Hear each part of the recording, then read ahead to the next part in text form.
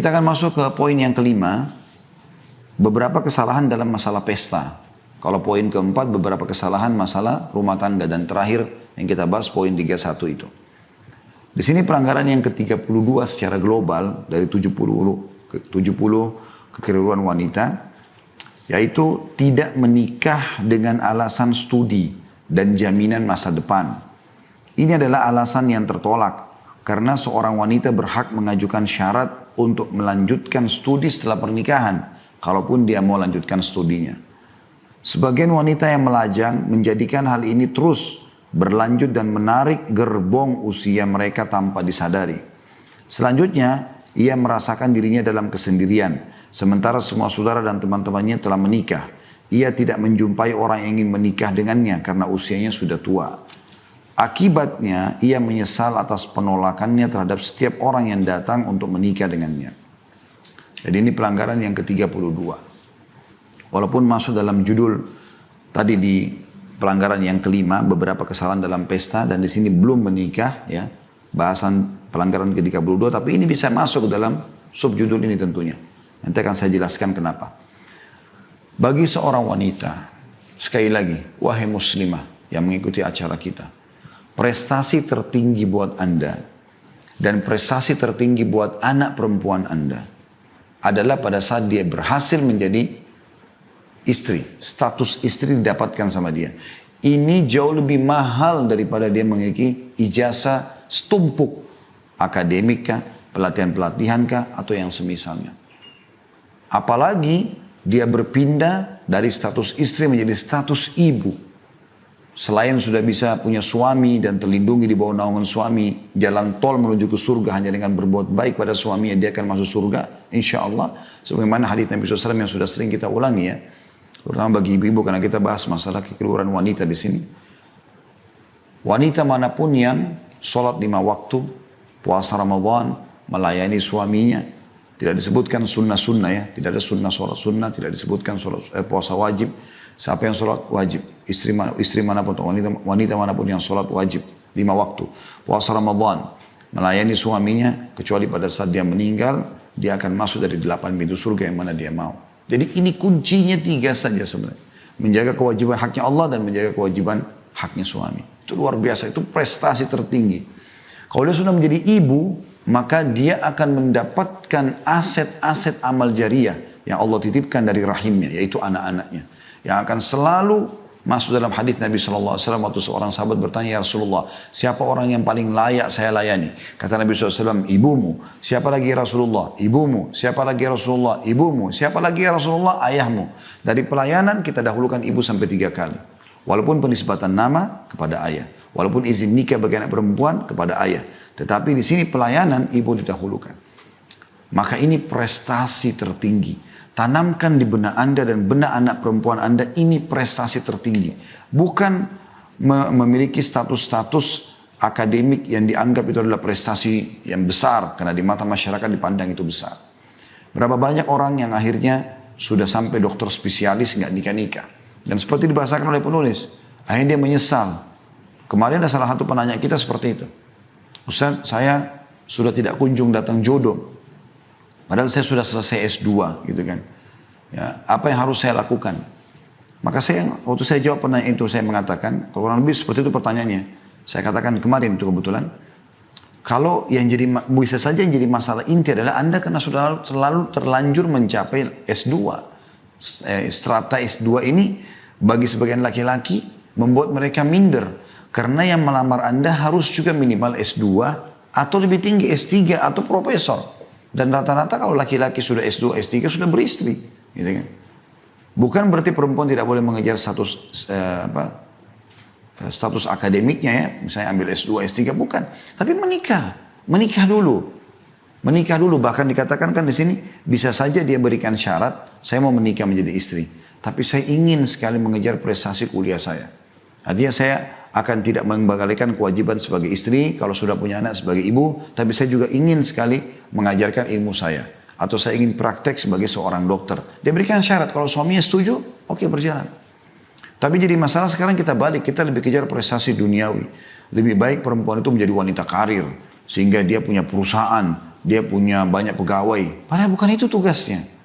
Anda punya tugas menjadi istri, menjadi ibu, mendidik kader-kader umat. Biarkan laki-laki yang terjun ke alam itu. Kalau kita meletakkan semua pada tempatnya teman-teman sekalian, laki-laki bertugas memang dari rumah, di dalam rumah sebagai pemimpin dan pelindung, di luar rumah sebagai pencari rezeki, dia yang bekerja, dia yang supir mobil, dia yang jadi direktur perusahaan, dia yang menjadi penagih utang, dia yang menjadi buruh, dia yang segala macam. Atasan ataupun bawahan. Sementara ibu di rumah, ibu menjadi istri yang terbaik yang betul-betul menyehatkan suami pada saat datang. Anda hilangkan penatnya, jangan buat dia pusing. Pijitlah, makanan yang enak lah, biologis yang aman, segala macam. Clear di situ.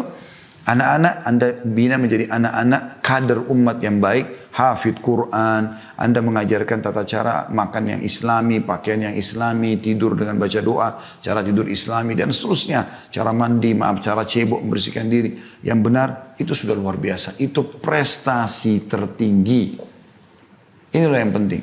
Yang selalu ditanamkan oleh orang tua kadang-kadang, kau harus jadi sarjana nak, kau harus begini. Bukan. Nak, nanti kalau besar, insya Allah ada jodohnya orang baik, ibu sama ayah nikahkan ya. Kenapa nggak dibahasakan itu?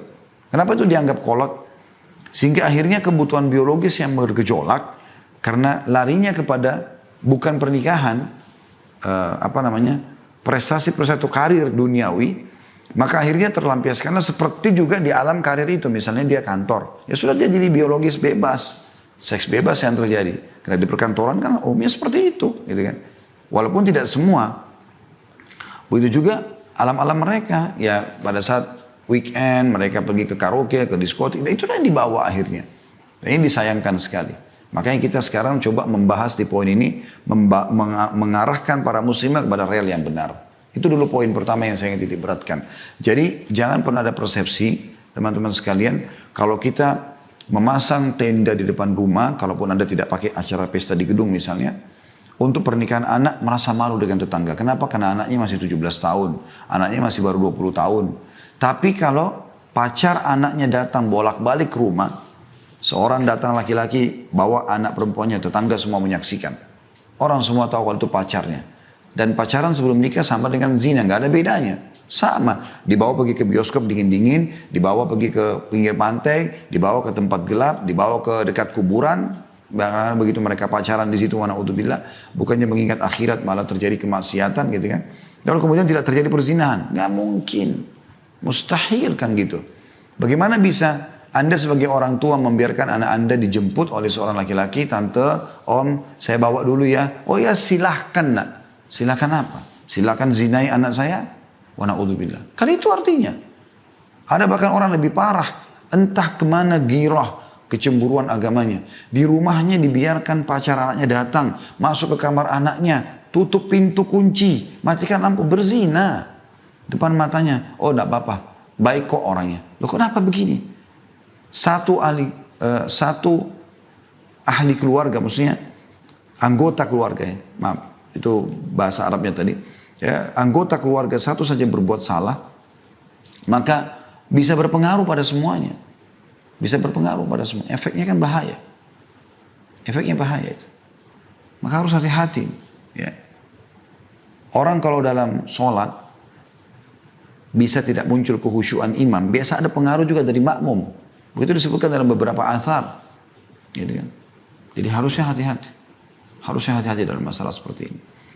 Jadi ini poin teman-teman.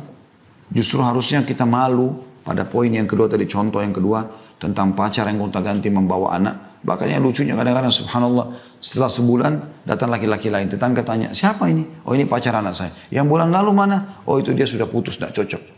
Tidak apa-apa. Mau ganti-ganti 10, 20 pasangan anaknya tidak ada masalah. Tapi kalau buat tenda pernikahan depan rumah, malu.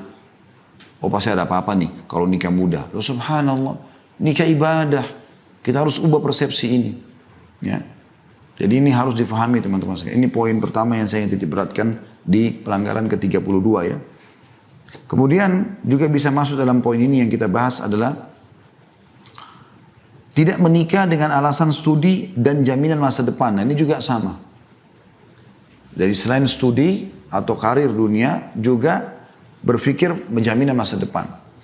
Kalau laki-laki yang datang seorang yang saleh, baik akhlaknya, baik agamanya, kan Nabi suruh terima lamarannya. Oh enggak, kayaknya miskin nih, kenapa pakai motor? Yang lamar harusnya orang pakai mobil. Atau yang lamar harusnya punya perusahaan ini dan perusahaan itu. Lalu sampai kapan Anda menunggu orang yang datang yang punya perusahaan itu? Kalaupun datang belum tentu juga berakhlak. Makanya Nabi SAW kasih wasiat, wahai saudaraku muslim dan muslimah. Kata Nabi SAW, "Idza ja'akum man tardawna dinahu wa khuluquhu fazawwiju." Kalau datang kepada kalian laki-laki yang kalian ridhoi agama dan akhlaknya, maka nikahkan dia, bukan kaya dan tampannya. Illam taf'alu takun fitnatun fil ardi wa fasadun kabir. Kalau kalian tidak lakukan, maka akan terjadi fitnah yang besar dan kerusakan yang besar. Atau kama qala Nabi SAW. Jadi harusnya diperhatikan masalah ini. Bisa saja hari ini dia naik motor, setahun kemudian dia sudah bisa beli Mercy. Banyak tahapan seperti itu. Mungkin sekarang dia menikah belum punya rumah. Mungkin setelah itu Allah balik keadaannya, 5-6 tahun kemudian dia menjadi orang terkaya di keluarganya. Ada banyak fakta lapangan kami saksikan depan mata seperti itu.